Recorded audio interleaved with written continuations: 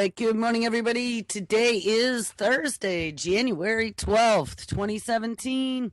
And this is Before the First Cup with Jules here on UCY.TV. Happy Thursday, everyone. It is a balmy 56 degrees and very cloudy here in upstate New York. Looks like we're going to get some rain, but it is spring in January here in New York. So where do we leave off yesterday? Good morning, Mr. Matty Clues. There's 8 whole people in chat now. We titled the show Project BioShield, DARPA, 21st Century Cures, Big Pharma versus RFK Jr. And for that one person out there who thought that they were going to teach me a lesson by giving me a thumbs down and tell me how shitty my show was, ha ha ha, I don't buy it. I've been following this stuff for a very long time, and I laid out some pretty harrowing facts there yesterday. I bet a lot of people didn't know about Project BioShield and experimental vaccines being in the pipeline already since 2001, and I could guarantee you long before that when they inked that, I always forget the name of the convention, but it blocked the development of biological, chemical, and nuclear weapons. And we had Nixon ink that puppy in 1972. I think they ratified it in 69. They had said at that point that we were going to stop all of our biological warfare program except in development of vaccines to defend our population. But remember, to defend our population from bioterror threats, we have to have our hands on the pathogen.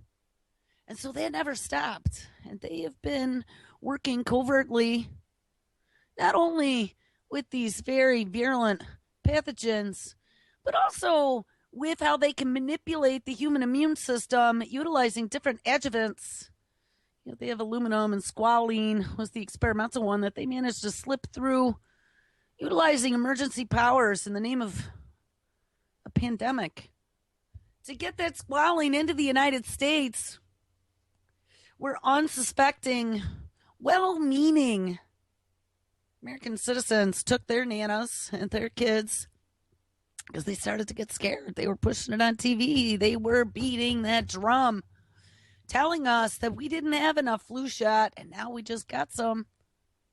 So go get your kids, save them, because they're going to die if they don't. And guys, I just saw a new study the other day. We studied a lot about the brain and about them learning how to very accurately push those brain chemical buttons. And, you know, I don't know. If you were like me, the engineering, scientific mind type, you looked at all this stuff in the past and thought it was absolute lunacy, because I know I did. And everybody who walked around who looked like a mental patient talking about this stuff, I used to just roll my eyes until I really, really started to dig a little bit. Like I've said before, pull that thread. Just pull any thread. The sweater's got tags all over it. Pull one. Something that seems, and I mean, I don't know. Don't make sure you look at something from me, okay?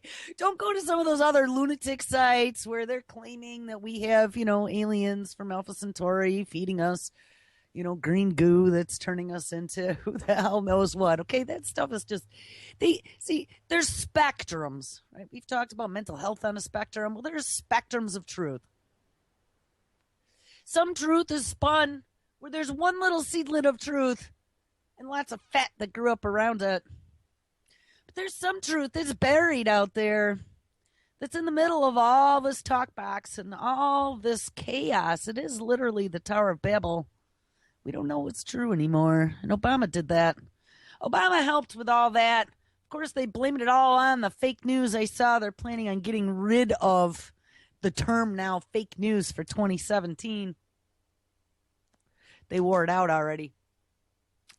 But, as they spun out this fake news mantra, and we also saw in 2016, we had a crisis in the publishing of medical studies and experiments. Because lo and behold, oh no, that pesky FDA that's been creating so many problems that is no longer an issue with the 21st Century Cures Act in place. That pesky FDA was allowing research that maybe wasn't properly peer reviewed or that maybe had been financed by a corporate entity to show the safety of their products. And it had been discovered that there was a lot of that research out there that should have been either redacted or removed that wasn't. So it took the entire establishment of having its foundation shaken. But what is so surprising to me, and maybe not, is that the medical establishment is now pointing to fake news, saying, look, you can't trust anything. These people are making this stuff up. Oh my God, it's why Trump won the election. Do your research, people. Be a researcher. You know what? Because you people can't do your own research, we are just now going to have our truth department. We have our truth algorithms and our quote unquote verified news now being run by an entity like the UN, but not the government, per the suggestion of Billy Clinton back in 2011. Well, they did it, people. It's got all this quote unquote verified wink news against a database of Google's choosing. Some of it made up of Wikipedia facts, some of it made up of Snopes facts. Who knows? Who knows who is defining right now what is truth? But as we have the fake news mantra now, they feel like they've destroyed us for 2017. We have the FDA, they fast-tracked that 21st Century Cures Act. That was the one thing to get done before vacation. And the dangling carrot to them was that they were all invested, we discovered, in BioTech. And the Motley Fool said, 2020 is the year. We are going to make $1 bazillion. Get in on the ground floor now, because we're going to make a whole bunch more new millionaires. And so they all jumped on board. They all moved their portfolios around, and then they all voted. And then they went on vacation. How nice is that? But in the meantime, we just brushed any teeth that were left in the FDA, and there weren't very many. It was kind of rotten and broken. It was one little fang. And now, all that stuff that was out there, I don't know, we read it was maybe $100,000 and a couple months of research, and they had to present to the FDA, and oh my God, it cost too much money to invest in a drug that isn't going to make us profits. And so the drug companies weren't making cures for things that weren't making money, so they had to find a way to incent these multi-billion-dollar corporations to make stuff to save you and Nana and Susie and Johnny. So we got this $5.3 billion 21st Century Cures Act now. We had DARPA before, sprinkle funding all the universities and the hospitals, but now we even have it official, and they got the promise of the rubber stamp of the FDA to let it pass through. Now, in the meantime, we find out that, like I said before, there was a lot of this research that had already made it to publication that wasn't necessarily true. And that came from the medical establishment. That came from little overzealous Johnnies in college who wanted to make a name for themselves and get published. Not worrying about ethics, schmethics, or truth smooth. Let's just get it published. Let's make a name for ourselves. Let's get an IPO spinoff and some of that DARPA dollar funding to then mess with it. Guys, this has just been lots of unscrupulousness that has been going on for a very long time.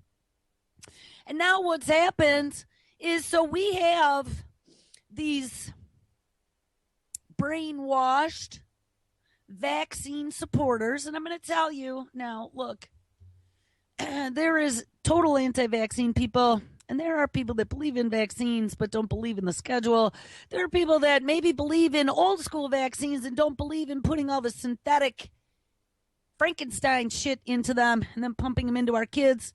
I'm somewhere in the middle of the spectrum. When I was a kid they convinced me that I needed to get my vaccines. And, when I got older, and I've talked about this story many times before, back in the 90s, my cat Oliver, he was the most beautiful cat ever. He was sleek and totally 100% black, looked like a panther with these big orange eyes. He was just such a beautiful animal. He really looked like he should have been in a commercial, just every muscle rippled, and he was perfectly shaped. About a year old, I don't know, it was like a Saturday morning, and I had fallen asleep on the couch the night before, been watching X-Files. It was when X-Files was actually new episodes on TV Friday nights, the original. And he ran across the kitchen and into my bedroom and jumped up on a coffee table that had been it was one of those coffee table fish tanks. Had been my uncle's years ago before he died. And I had a lizard that lived in there. Anyway, he ran and he jumped on top of the coffee table fish tank, which had a round glass table. And he must have bumped his knee because I heard this twang. And I mean, the cat literally went insane. He started screaming and running, and his leg was dangling behind him, like all limp and everything. And I didn't know what to do, and I thought he broke it. So, of course, I'm calling my mother. I'm like, oh, my God, I think the cat broke his leg. She's like, well, what are you calling me for? Take him to the vet. So I called the vet, and I rushed him. And, I mean, it was probably 8 o'clock in the morning. So, literally, I just gotten up. I mean, I threw a T-shirt on, and I was gone. And we go to the vet. There's this beautiful animal, the complete vision of health. And they took an x-ray. And she comes back to me and she says, I'm not 100% certain, but there's one of two things that this could be. And she stuck the x-ray. And mind you, this was probably 93, maybe 94. This happened. She stuck the x-ray up in the little light box. And if you've ever seen Lorraine Swiss cheese, have you ever seen Lorraine Swiss cheese? Because I like Lorraine Swiss cheese. But I still remember that instant when I saw that x-ray. It literally looked like she had taken a photograph of Lorraine Swiss cheese. And that was my cat's thigh bone. She said it could be one of two things. She says a very severe bone infection could do this to the bone, or juvenile bone cancer. I was like, juvenile bone cancer, bone infection, where could those have come from? She said, well, there's two other things we could do now. We could start him on some antibiotics and then maybe do another x-ray in a week or so and see if it has made any difference. That way we could determine if there is some infection in there, and we could do a biopsy and see what it comes back with. Well, we did both. We came back in a week, and sure than shit, nothing had happened for those Swiss cheese, Lorraine Swiss cheese, to go away, and it came back with the telltale signs of cancer. So, and I know you guys are going, why are you spending 10 minutes telling us a story about your cat in the 90s? Well, because I'm going to tell you. This is why this is important. This is why when I talk about things about Project BioShield and adjuvants and putting them into our kids and some of this crazy 21st century cure shit that's going on right now, I lived through some of the experimentation that was going on already with our animals that we didn't know about. So anyway, back to the end of this story. So it was cancer. And we had done some investigation into the other organs. It hadn't looked like it had spread. So I had two options. I could allow the cancer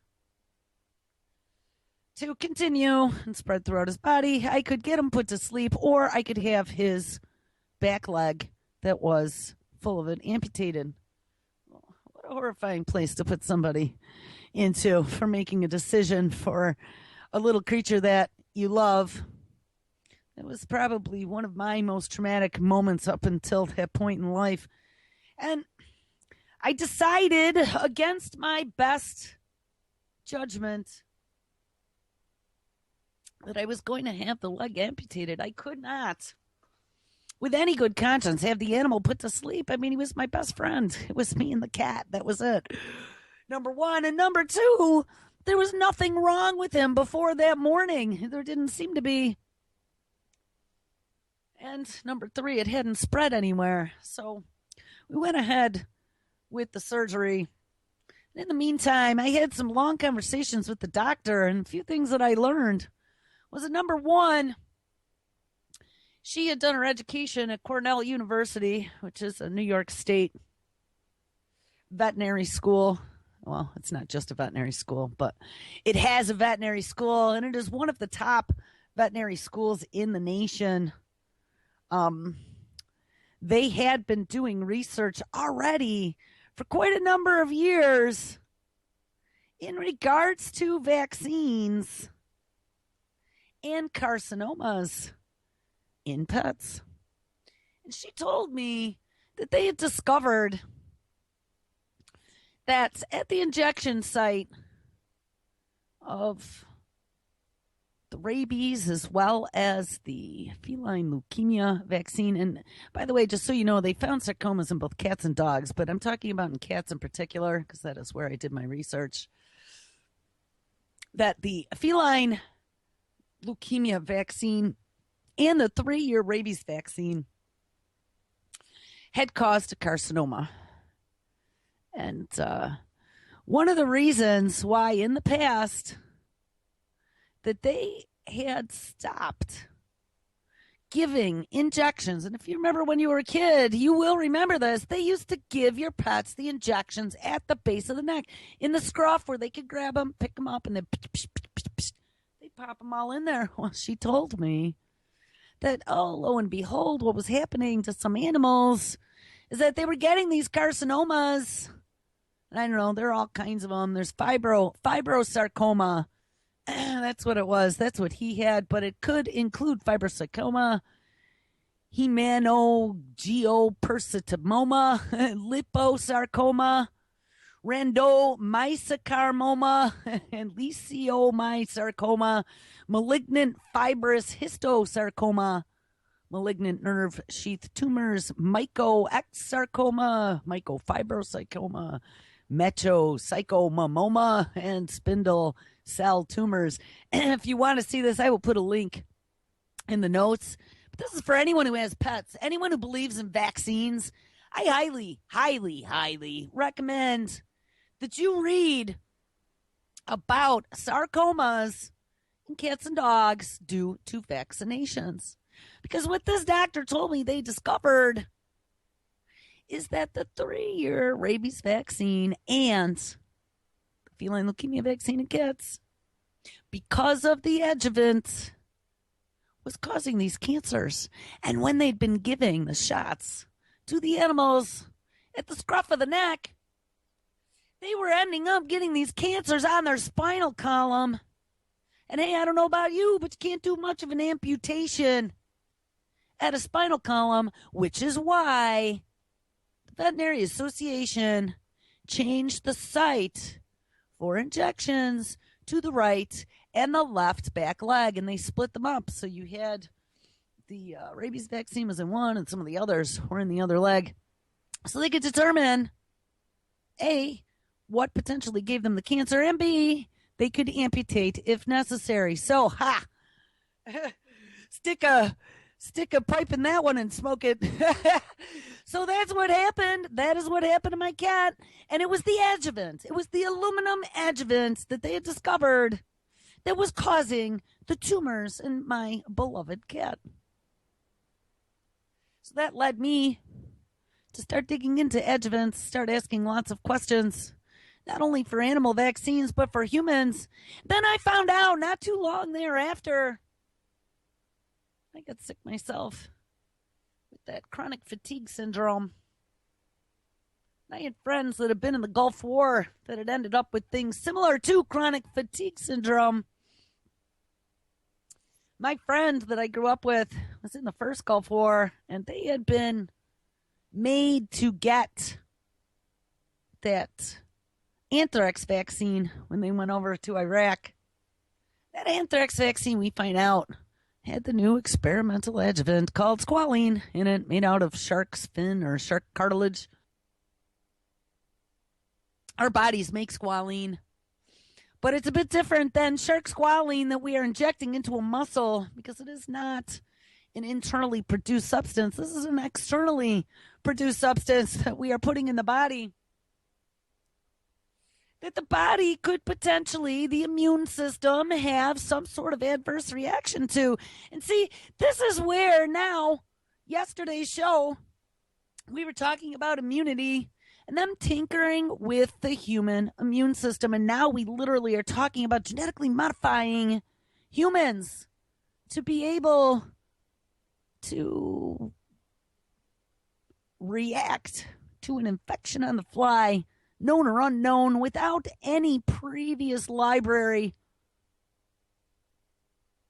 of recognition that you could get from exposure or potential vaccination. But these adjuvants were already causing problems in the past, and this is one of the reasons why I think, personally, they have now started to look at a bit different way to manipulate the immune system, because those adjuvants, what they basically did with an adjuvant is they irritated the immune system. And so we had the 1-year rabies vaccine, and then they came out with the 3-year rabies vaccine, and the difference was they put aluminum sulfate or something like that into it, and that aluminum irritated the immune system. So the immune system was exposed to rabies. It says, oh, ding, ding, ding, I see a virus. Ding, ding, ding, let's catalog it. Ding, ding, ding, this is a bad one.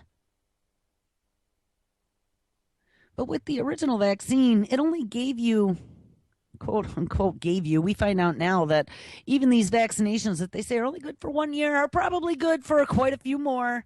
Just like the drugs that are out there that have an expiration date of a year, but they're probably good for 10. I had my current vet, who also happens to be a Cornell graduate. He's probably close to retirement. He's been doing it for 30 years. He runs his own veterinary practice here in the next town over. But he and I had some deep conversations about this because guess what?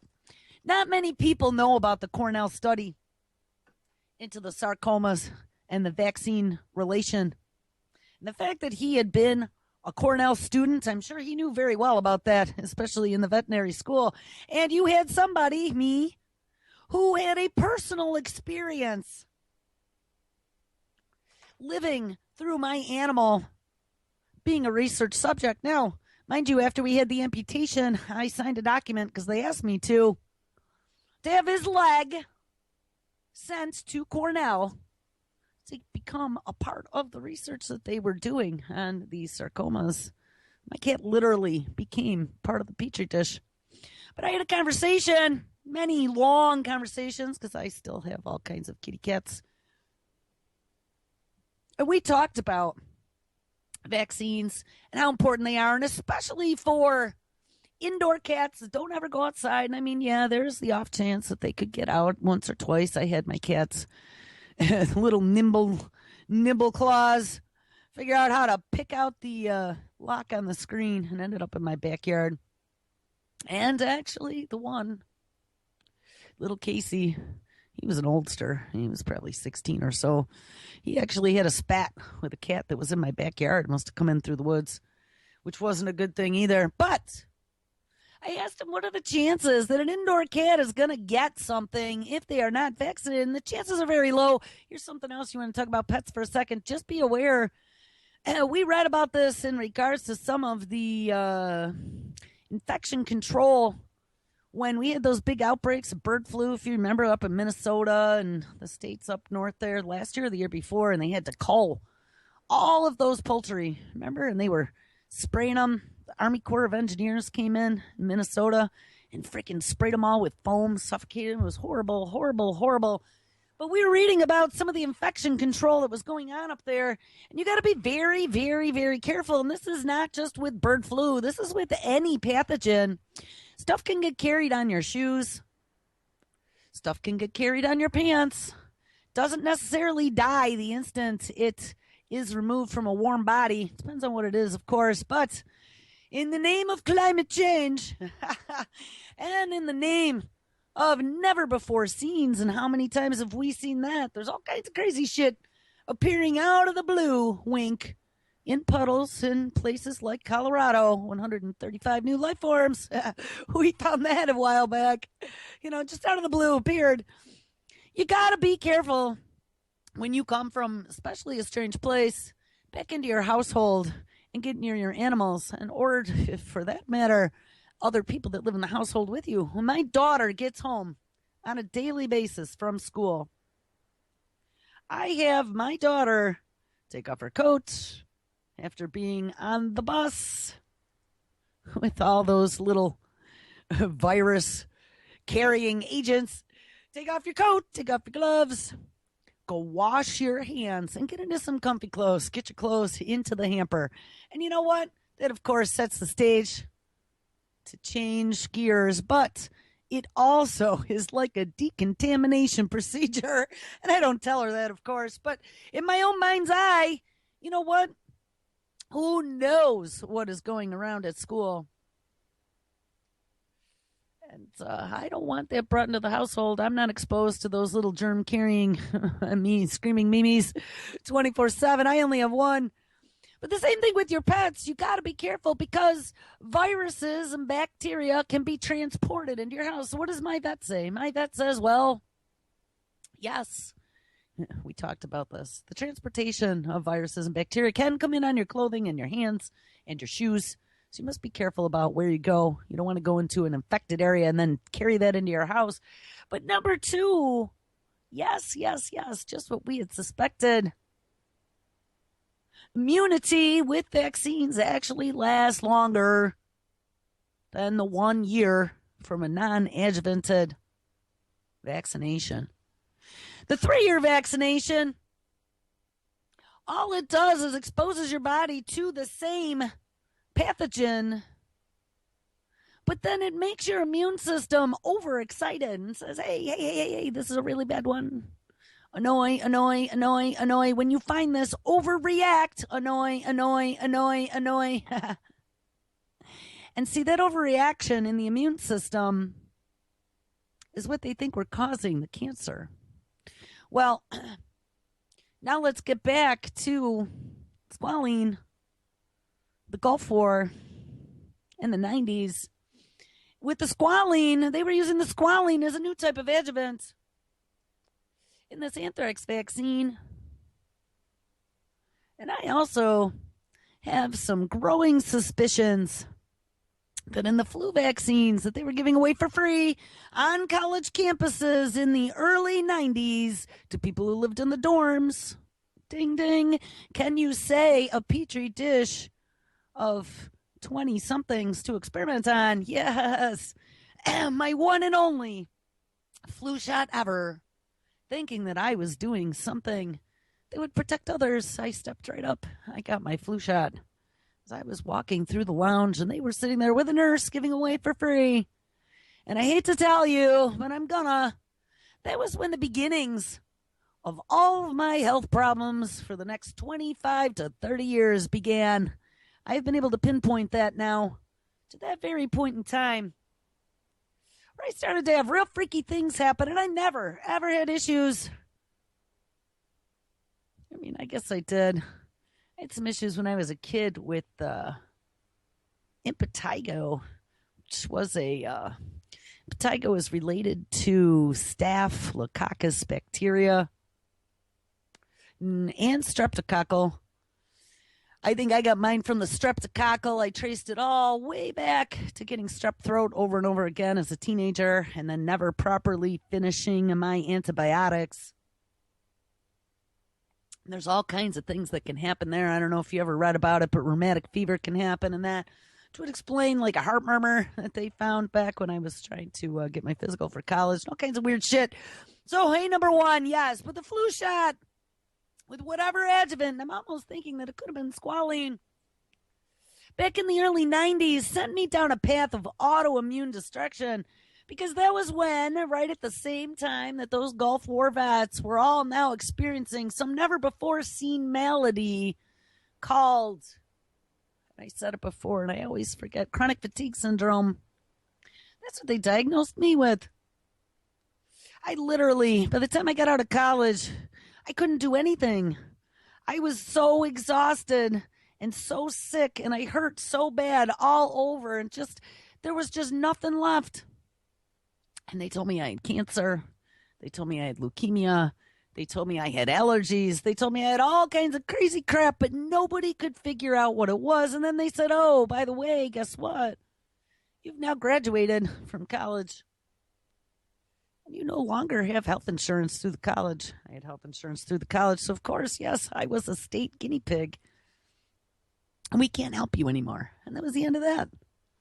So from 1991 until 2017, I have been on this investigation for immunology, adjuvants, and weird shit that happens to people and animals.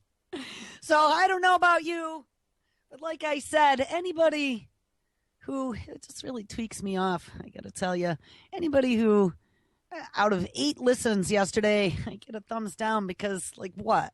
You don't believe what I'm saying? What? You didn't read one of the 37 links that I put in here to show you some of the stuff I was talking about?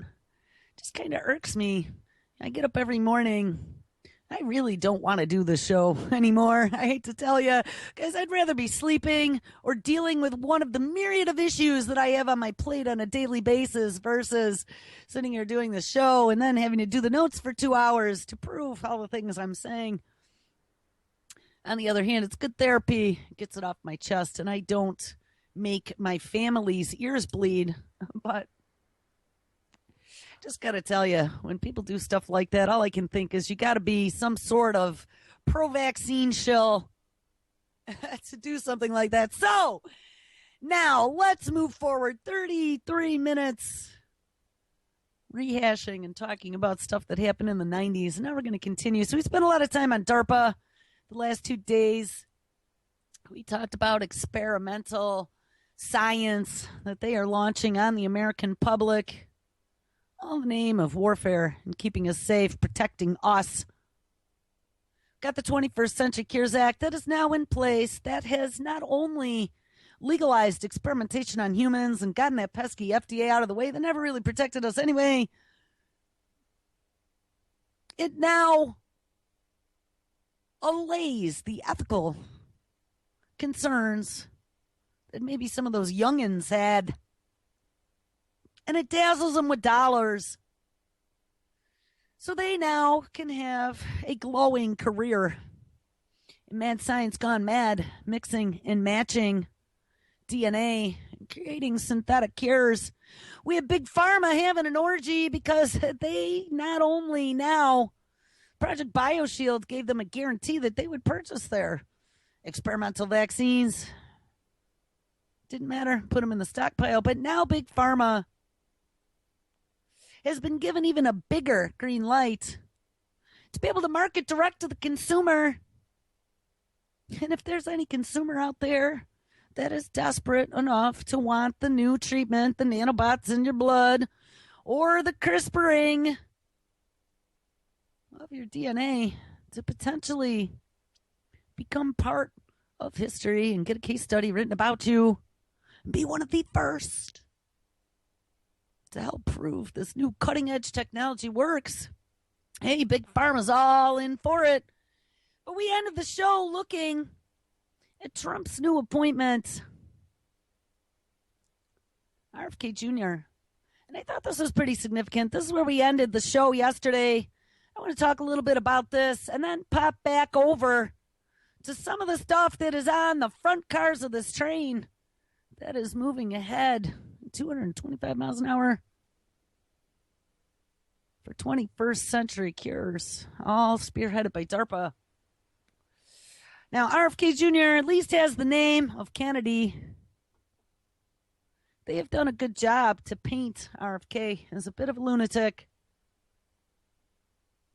I don't know if you've ever listened to him or read any of the speeches that he has made going around to some of these different legislatures talking about the dangers of vaccines. But one of the things, RFK is not anti-vaccine, but he absolutely is pro-vaccine safety.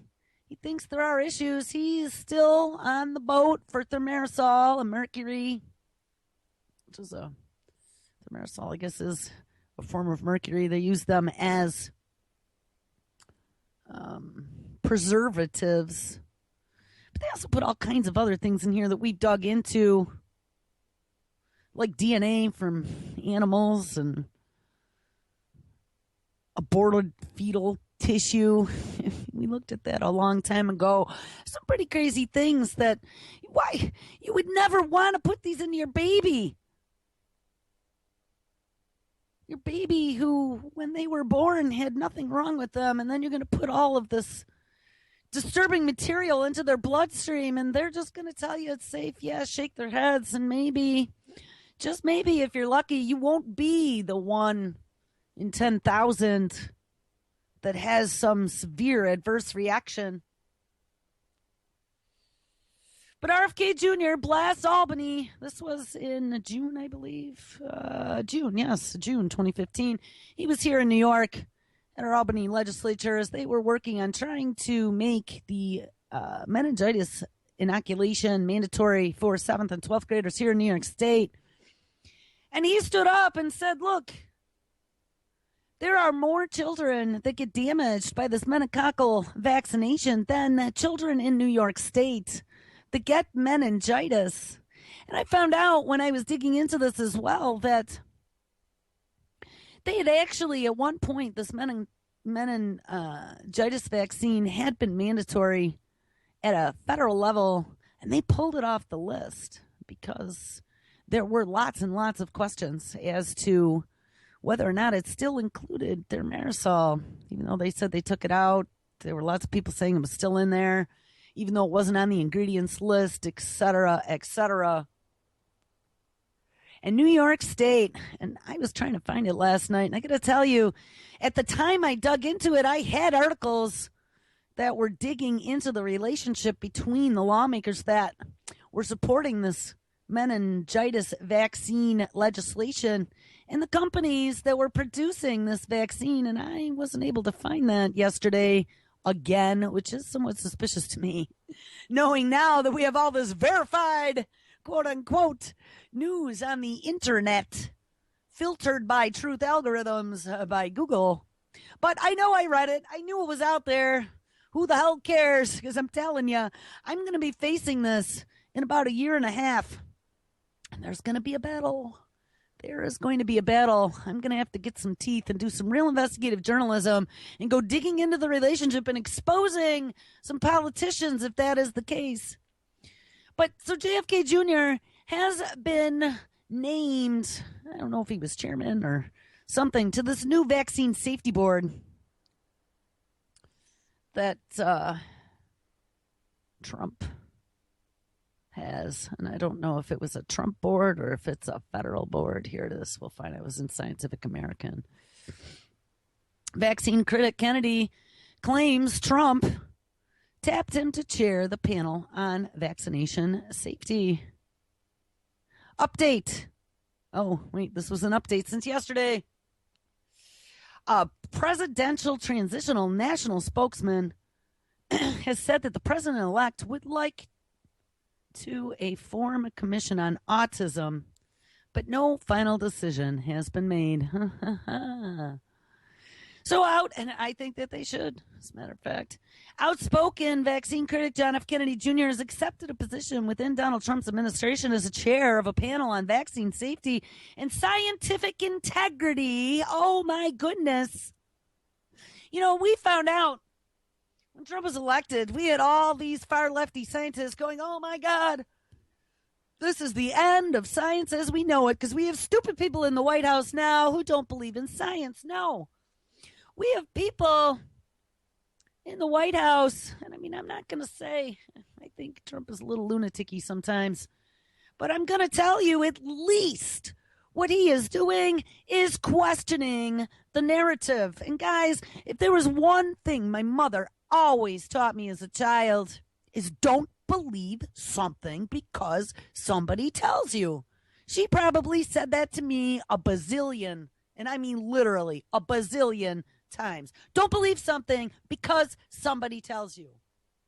Always do your own research. Isn't that what the alternative media is all about? The alternative media is looking at what they are trying to feed us, the propaganda machine that is now legalized as part of the NDAA. And do your own research. Find the sources. Find where they are referencing and make sure that it is some sort of reputable news. You know, they are spinning out this fake news mantra and that we are so dumb and that everything that we say can't be trusted.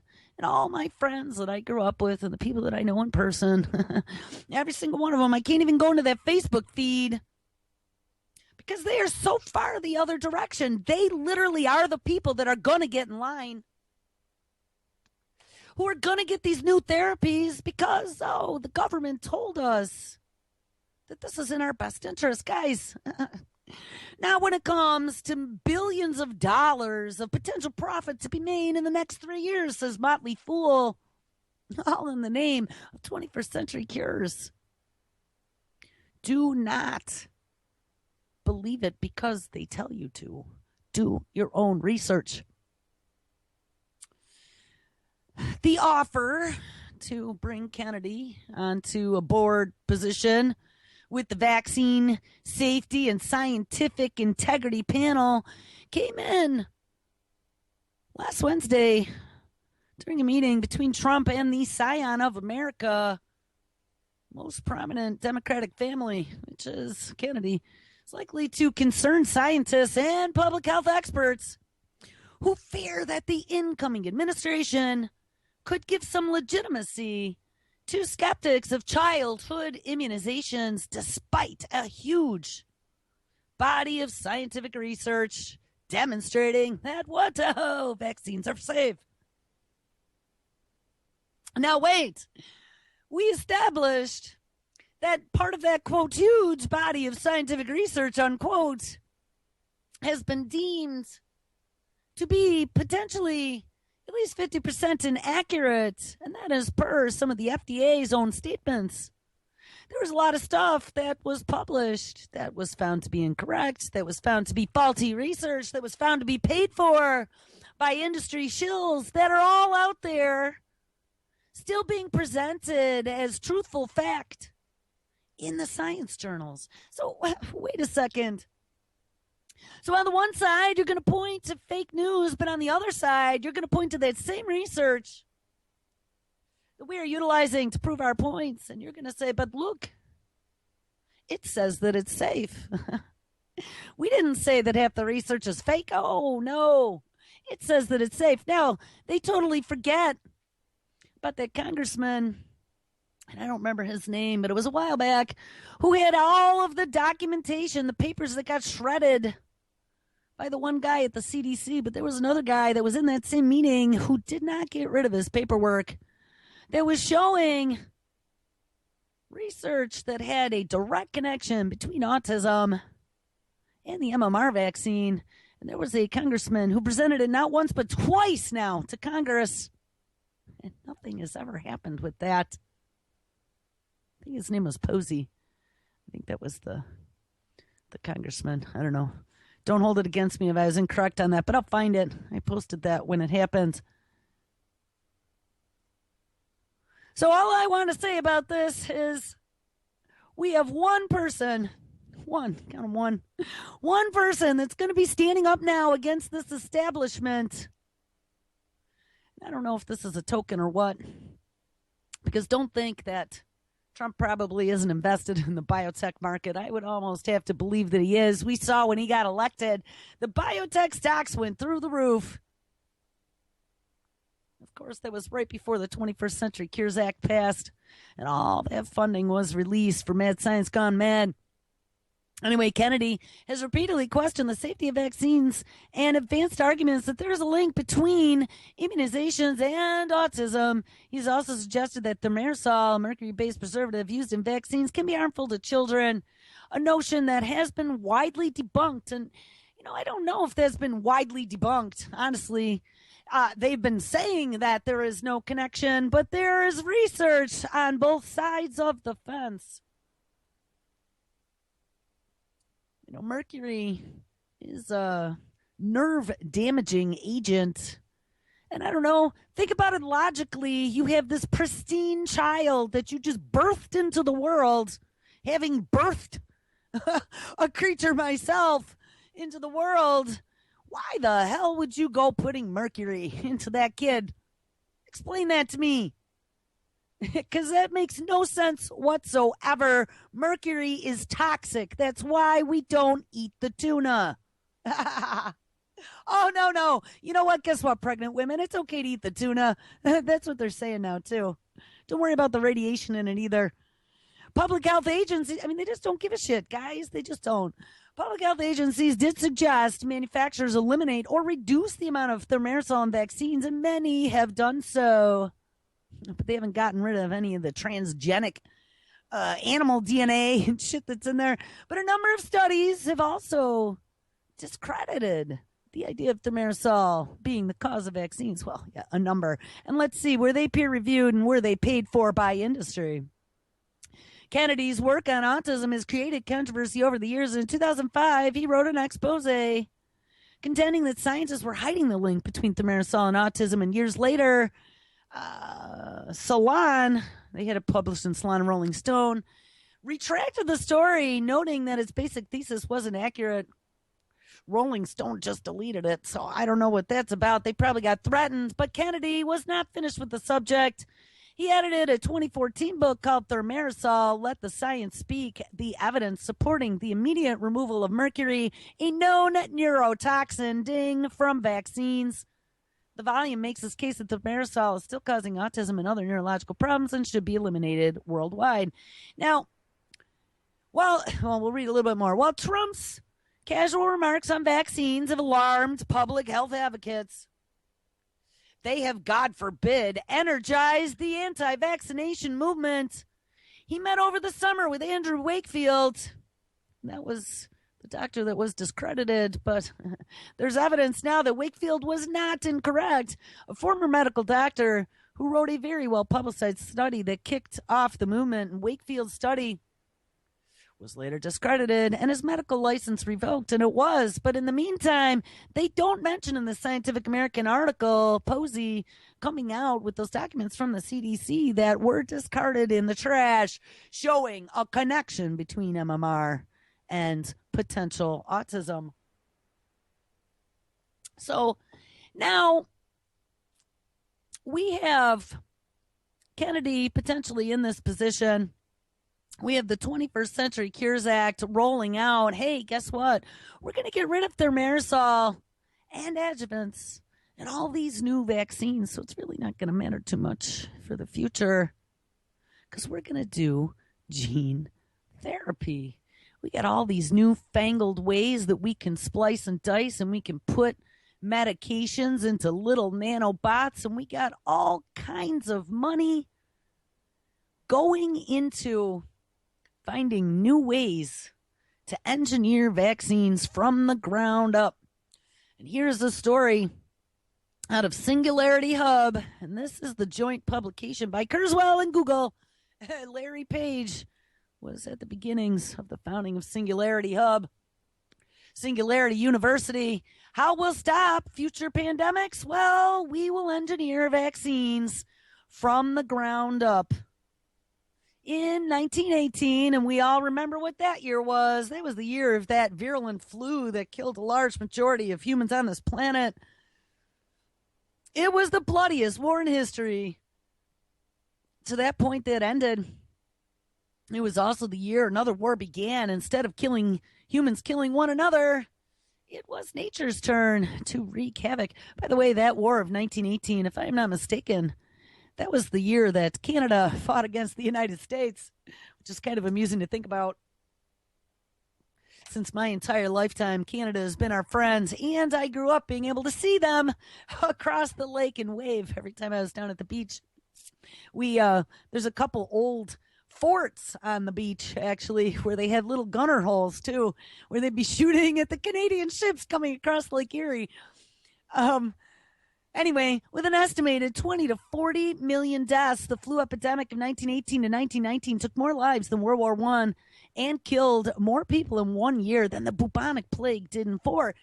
And, we covered the flu of 1918 quite a while ago when scientists published not one but two research studies of taking that 1918 flu and making it way more virulent so it'll kill way more than 20 to 40 million people instead of just, a percentage, a low percentage. It would kill a high percentage of people. And they published those in scientific journals. And there was a big argument about that. Like, should we publish stuff like this? And they're like, well, it's all in the name of freedom of speech. So let's publish ways to take old viruses and make them into weapons of mass destruction. And I mean, we have found now that's off the hook. We got little Johnny's DIY editing gene kit that you can put in mommy's back bedroom or garage and make your own virus. And we got them publishing ways for any lunatic to take some scrapings. And I don't know if they have 1918 flu sitting around in filing cabinets or not, like they did for anthrax and smallpox, but I wouldn't doubt it. Medical science, for 4.5 years, devoted itself to putting men on the firing line and keeping them there, says the Journal of American Association, noted in 1918.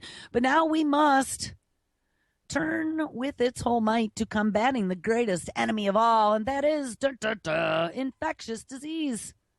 Well, could such a deadly virus resurface? Well, maybe if they didn't recreate it twice and publish it. But yes, the answer is. And the question now is whether or not we are prepared for it. Well, good thing we got that 21st Century Cures Act, and good thing that DARPA is messing around with shape-shifting immune systems. In a talk at Singularity's University's Exponential Medicine Conference, that sounds like it would have been a good one, Dr. George Post suggested that we are not paying nearly enough attention to the risk of another global pandemic. And I told you, people, I think that's the next card they're going to play is a big one this time. They were just tests the last time. This one's going to be a biggie. We have been asleep at the switch, he says, with regard to global infectious disease for far too long. And we have inadequate threat surveillance. Well, this was in October of 2016. Thank goodness that in November, very beginning, Obama passed a new executive order for global health agendas and safety. Yeah, so we got another card in play just for you and me to make sure that we do have surveillance. I just lost my spot. I made the mistake of clicking to another document. Oh, hold on. Where the hell is it? I don't know. We're going to sing until I find it. And now we're in all the brain projects. But no, we don't want to go there. Holy shit, I don't know where it is. Oh, here we go. All right. Post is a professor of the Health Innovation and chief scientist for the Complex Adaptive Systems Initiative at, another one of our mad science universities, Arizona State. In his talk, he sketched out global disease from the last decade. And of course, I would have to say even from the last year. This isn't the last decade. Chikungunya to Ebola and Zika. He said that these dormant diseases are flaring back up. And novel ones keep appearing. And of course, I'm going to add to that, those are our never-before scenes. And according to Dr. Post, the latest Ebola epidemic killed some 10,000 people. And Zika is rapidly spreading. The nastiest viruses evolve fast, and it is a sort of arms race.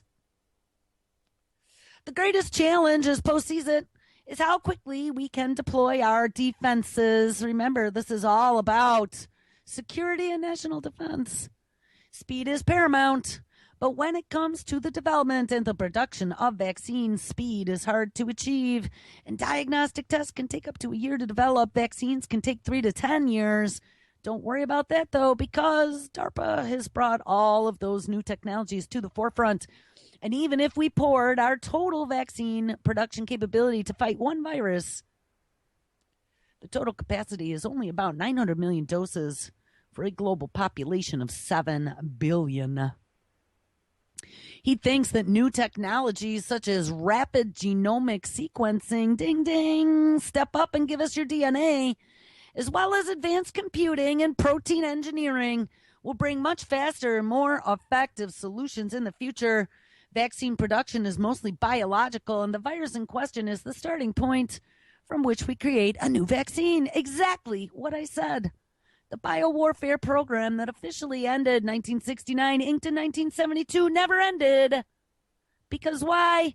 Because we had said we were going to keep a defensive posture creating vaccines, and he just said it. The virus in question is the starting point from which we create new vaccines. So we had all of those biopathogens in hand that whole time.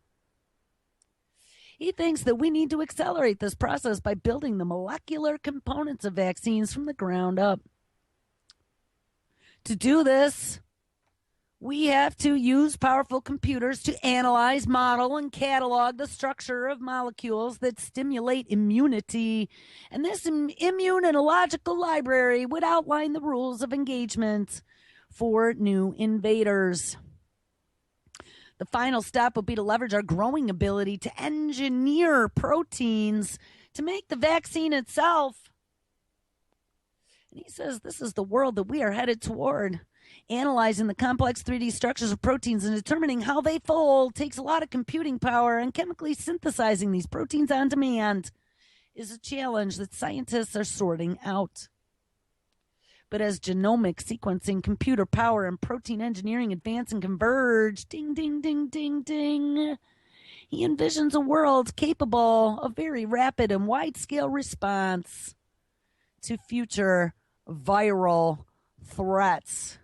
We would go from a capacity of 100 million doses to billions of doses in a sitting. And all right, and where we're going to end it up today, DOD announces award of new advanced tissue biofabrication manufacturing in Manchester, New Hampshire. The Department of Defense announced an award to a public-private manufacturing institute to make tissue biofabrication manufacturing innovation. All right, guys, have an awesome Thursday. I will catch up with you tomorrow.